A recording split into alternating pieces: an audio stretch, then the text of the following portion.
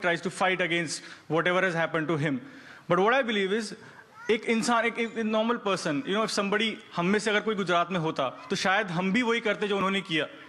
मतलब और आप क्या कर सकते हैं? आप पुलिस पे आपको भरोसा नहीं है, जुडिशियल सिस्टम 10 साल लगा देगी, तो हाँ, एक नॉर्मल इंसान के पास कौन सा ऑप्शन बचता है अगर उसके साथ कुछ बुराई हो तो? What would your advice be to a normal man like me if something like this happens to me? What should we do? I agree with you.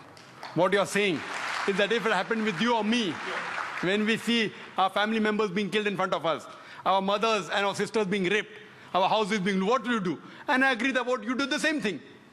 A normal human being will do that. That's normal. Unless you have so much faith in Almighty God. I do agree with you. 99% human beings, unless he's wearing bangles, कलाई पे चूड़ियां पहने तो अलग बात है. Otherwise, this is a normal reaction. Unless a person has faith in Almighty God. Even I would want to do the same. If I did not know my Quran, if I did not know from the Quran it is wrong. Because if I kill the innocent human being, I am behaving like the same person who's caused problem, injustice to me.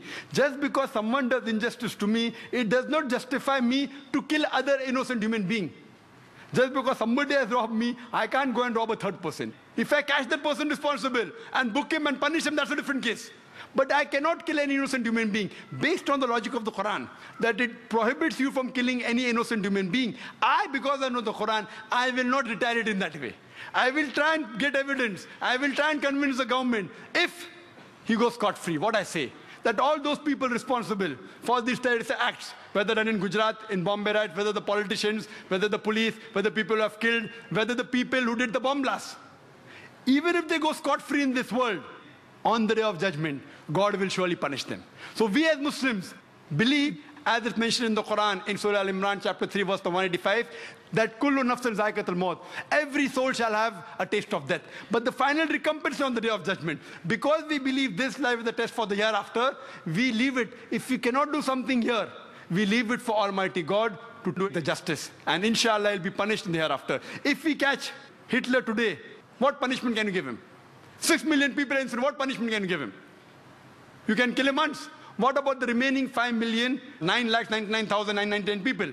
Quran says in Surah Nisa, chapter number 4, verse number 56, that those who reject our signs, we shall put them in the hellfires. And as often as the skins are roasted, we shall give them fresh skin so that they shall feel the pain. Today, science tells us that there are pain receptors. So God tells that on the day of judgment, if the skins are roasted, we shall give them fresh skin so that they shall feel the pain. If God wants to incinerate Hitler 6 million times, we can do it. We can't do it here. So therefore, we leave it to the main justice to God. We thank you all for being present here. We would have loved to put forward all your questions. Dr. Zakir would have not minded. There were questions like Islam was spread at the point of the sword, jihad and terrorism, and many others. Inshallah, at a future date, we would get to hear more from Dr. Zakir. Jazakallah khairan. We thank Allah subhanahu wa ta'ala for making this program possible for all of us present here today. And we thank all our guests to have heard the program with so much interest and enthusiasm.